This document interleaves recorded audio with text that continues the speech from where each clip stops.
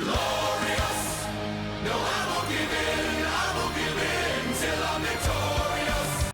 Hello everyone and welcome to a chassis variant series video, the start of the Fleas. And as request, here is the MechLab build. This is the build I had on the FLE-15. I made some changes, different engine, and the ability to get a little bit more armor on there, and being able to, actually live more than 3 seconds. Because the big downside of the Flea is that it actually carries less armor than the Locust, if you want to use most of its weaponry. So the trade-off between the two is that the Locust is ultimately faster and has more armor, but it has less weaponry, whereas the Flea can carry far more weaponry and is a little slower, but can at least, do a bit more damage a bit quicker. But both mechs are extremely good. I really do like the Flea. As you'll see in these videos, all 5 of them. Yes, I had 5 variants of this mech to get through because I did the gameplay video on a mech that isn't actually in MWO. I decided to turn my FLE-17 Special Edition into the FLE-4, which comes with a large laser and small lasers, whereas this is the FLE-15 that has the Flamer and 2 Martel medium lasers, 2 Martel small, I think it is, it might not be Martel, and 2 Sperry Browning machine guns. So basically, the FLE-15 is a slight upgrade in some respects, and was one of the more common variants seen before the FLE-17 became the de facto standard version of the Flea. It's not a bad light mech. It's one of those glass cannon situations, a bit like the Piranha, although I guess the difference is that the Piranha is a bit more capable of taking a hit a bit more, as the Flea does fall apart extremely quickly. If you're going to run a Flea, make sure to stay mobile, which I might not do all the time in these videos because I have a habit of staying mobile, but then I have a habit of trying to get to a different position and take a few shots at the big mechs while they're not looking at me, and I'll get a bit blinkered and I'll sort of narrow focus, and that's sometimes when I can get jumped. So yeah, build is quite nice. It's high mounted energy on the arms, it helps it a lot, means it doesn't have to expose too much of its torso to get the shots in. However, it does have a slight problem with the fact that its armor amount on its arms and its side torsos are very low. I would recommend definitely maxing out the legs. If we have a look at it hardpoint wise, it has 2 ballistics, both one in each arm. It has a CT mounted energy hardpoint, and the rest of the energy are spread between its left, right and torso and its arms. So it's got weapons across the whole mech. So it's a good base. So you got 5 energy and the 2 ballistics, no missiles, and it has a maximum engine size of 170, which is your max engine rating. That is the case for all of the Fleas. The lowest is a standard 100, but I doubt anyone's going to be running that anytime soon. This variant does not come with jump jets. No variant comes with jump jets, despite the fact that many people seem to think that by the name the Flea it would jump. Quite rightly so.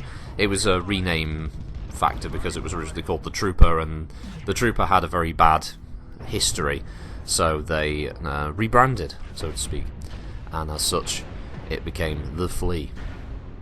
So this version doesn't have any of the little extra bits and bobs. There are versions that do have some extra items on there. There's a couple that can use mask. There's one variant that carries ECM, and I don't think there's any other special equipment carried by any of the Fleas. Yeah, there's 3 with mask, and only 1 that carries ECM. All of them are cannon, which is really nice.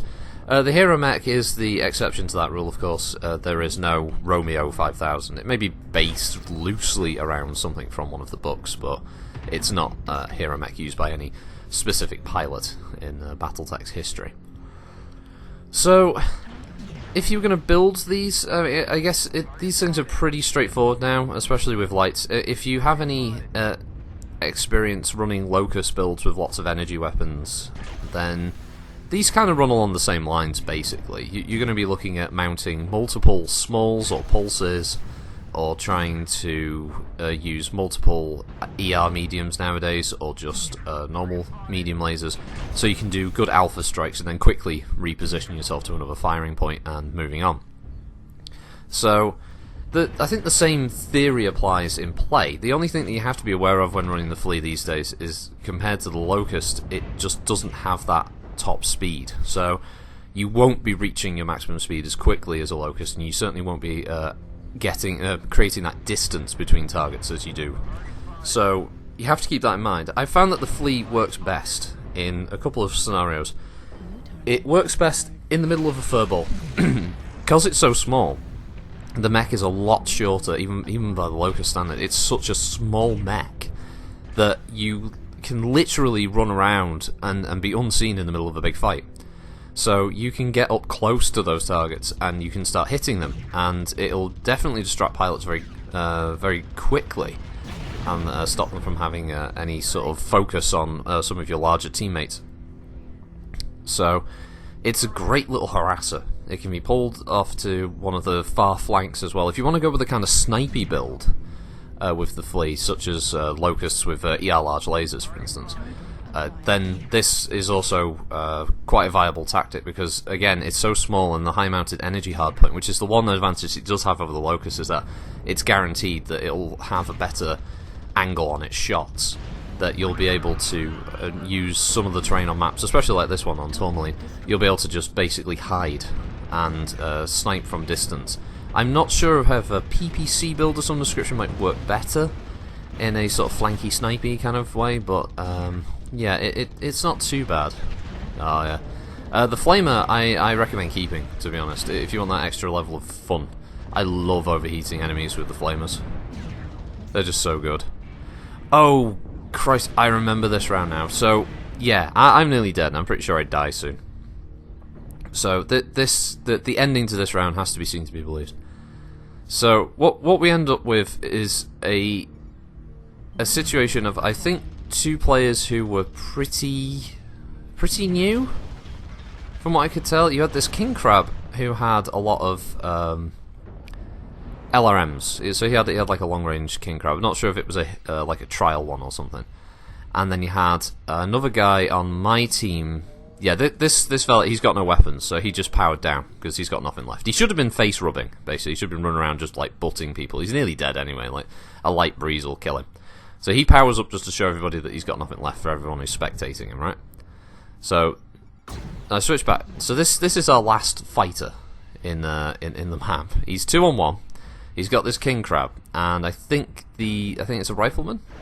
Can't quite tell the preview window. I can't remember, but I think he gets this guy. So now it's 1-on-1, but it's not looking too good because he's just overheated himself, and there's a King Crab of all things. You know, nasty 100-tonner. He seems to have, at this point, I think he's forgotten that the King Crab's there until like he gets scratched, because I think all the King Crab's got is LRMs and an ER medium. It's a really random build. So he's firing everything. That's the problem with the guy on our team. He's on a hot map and he's not chainfire, because I don't think this guy knows about chainfire. So he's everything. He's all guns blazing. This King Crab's got plenty of armor left, right? So all the King Crab has to do is walk backwards now that he's overheated and start firing his LRMs, but he's not. As you can see, they're all bouncing off the cockpit. So this guy's firing his LRMs at point blank range. He's got Clan 1, so at least he's doing some damage, right? However minimal it is. So the King Crab pilot, he gets close, but now the King Crab pilot has for some reason stopped. I don't know if he's out of LRMs. And now you're in this this ridiculous situation where one keeps overheating but he's doing damage, and the other one is just stood there not using his LRMs at the right range. And you can see my chat, and other guys shouted like, "Please stop this, please," because it's ridiculous. And somehow, some way, he fucking won. It's random. I love the fact when you can record these crazy things that happen on these maps. And that's it, we won somehow. So yeah, thanks for watching, everybody. I recommend the Flea, recommend them all. They're good mechs. So thanks for watching, everybody. Have a good week, and I'll see you next time. Bye.